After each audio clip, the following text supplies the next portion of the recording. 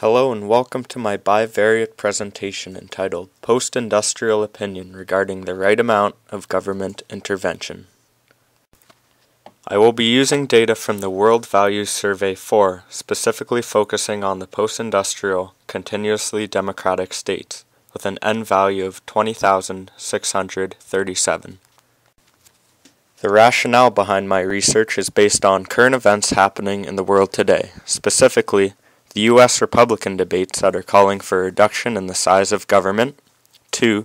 The debt crises in Europe that are threatening to topple their interstate system, and 3. The hashtag Occupy movements around the world calling for an increase in government regulation. 2 questions being asked are, who exactly supports and opposes a reduction of government in post-industrial countries, and can this debate be tied to a political compass, or are there other factors involved? My dependent variable will be the amount of support for government intervention.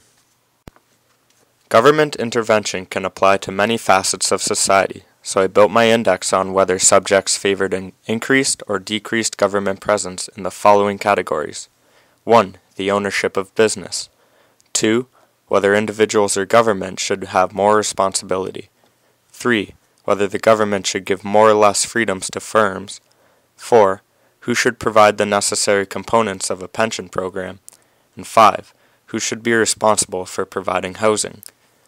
These indicators had an alpha score of .6772, meaning there is a strong correlation between them. The first independent variable that is looked at will be age.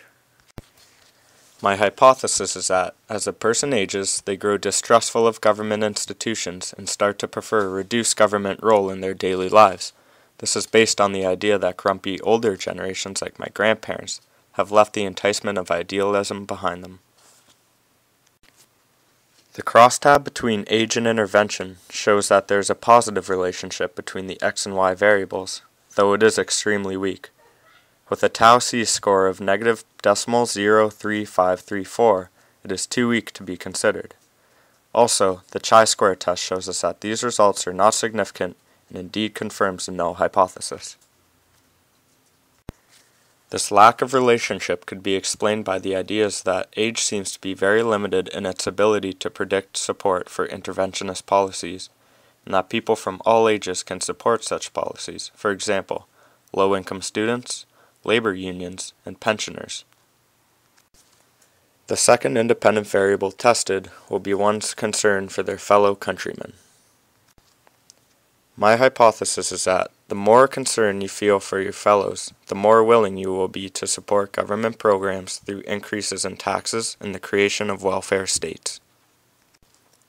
The cross-tabulation shows that there is a weak negative relationship between concern and intervention, and though chi-square shows it is significant, the tau-B scores are once again too weak to take seriously.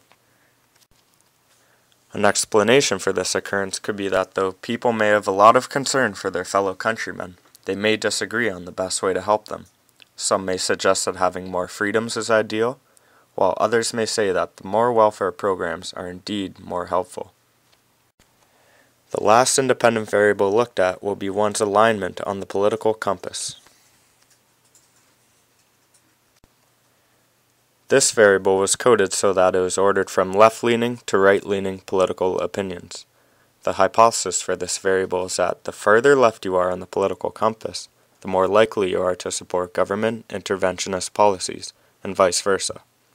The left wing supports bigger governments, while the right wing supports smaller governments. The cross-tabulation shows that there is indeed a negative relationship between the political compass and the support for intervention.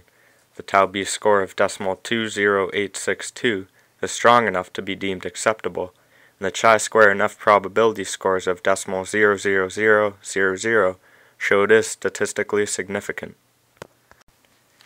This shows that the hypothesis was correct and confirms the assumptions made from the outcome of the second cross-tabulation that some people, those on the right wing, support freedom-enhancing policies, while those on the left wing support government-enhancing policies. Here's the syntax used in my research and analysis. Thank you for watching.